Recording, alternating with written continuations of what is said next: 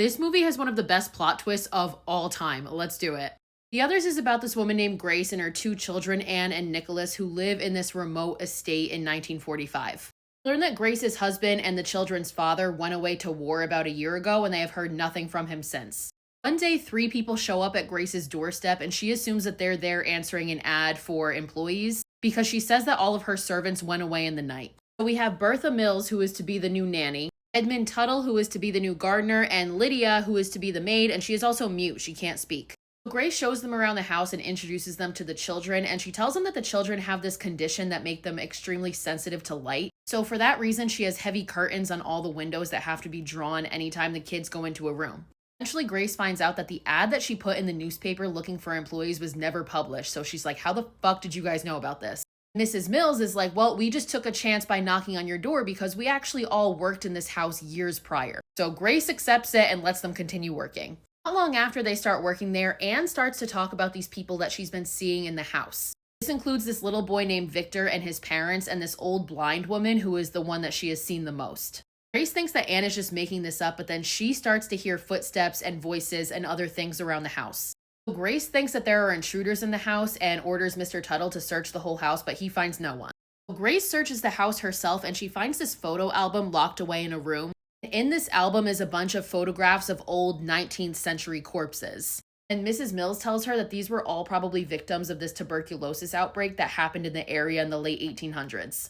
Weird things continue to happen in the house, and Grace starts to fear that there is something supernatural going on, but because she is very strictly Catholic, she does not allow herself to believe that fully. Until one night she finds the piano playing by itself, and this is what finally convinces her. Grace decides to set out on foot to go find the local priest to come back and bless the house. She also tells Mr. Tuttle that she wants him to search the grounds for any cemetery to see if there was a family buried here. Mind you, there has also been this thick, heavy fog that is not dissipated. Grace leaves, and it's at this moment that we become suspicious of Mrs. Mills and Mr. Tuttle, because we see that Mr. Tuttle does find this graveyard that she's talking about, but covers it with leaves. Grace is walking through the woods in this fog when all of a sudden she runs into her husband.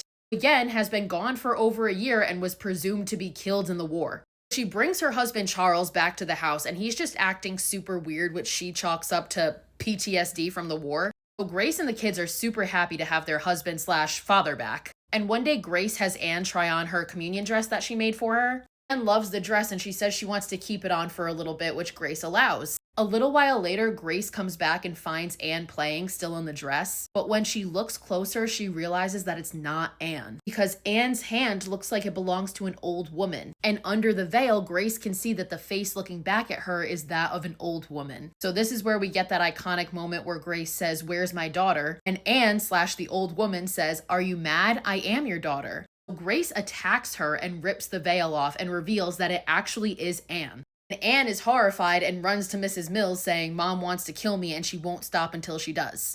And the next day, Charles, who is still acting super weird, tells Grace that he has to go back to the war. And she's like, "What the fuck are you talking about? The war is over." But she wakes up the next day and he's gone. Grace wakes up that morning to find not only her husband gone, but she finds that the curtains in the house have all been removed from the windows.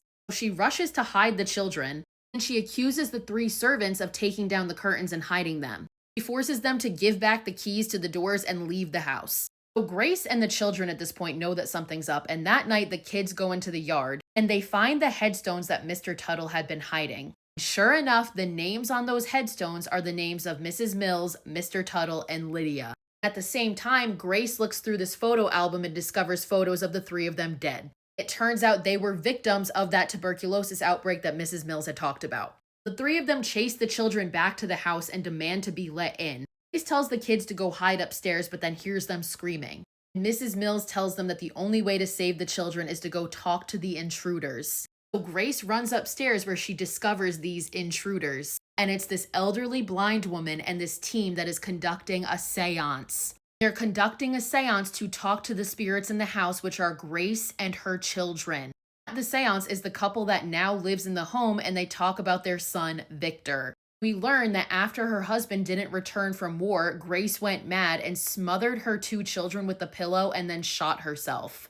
It's at this point that Grace remembers what she did and realizes that the intruders are actually the new people living in the house, and she and her kids have been the ghosts. So the supernatural entities that Anne has been seeing were just the new people living in the house and the elderly woman that's conducting the seance. Grace hugs her children and cries and recounts how she killed them. And after she killed them and herself, she awoke and believed that God had brought them all back and gave them a second chance. But of course, that's not true. They're all dead and they're ghosts. We see Victor and his parents move out of the house because of the supernatural activity. They realize Anne and Nicholas are no longer photosensitive to light, which is why they were not harmed when the curtains were removed. We see the house has been put up for sale again, and Mrs. Mills tells Grace there will be others. Sometimes we'll sense them, sometimes we won't. We're gonna have to learn how to cohabitate with them. Movie ends with Grace stating ominously to her children that this is our house and only our house.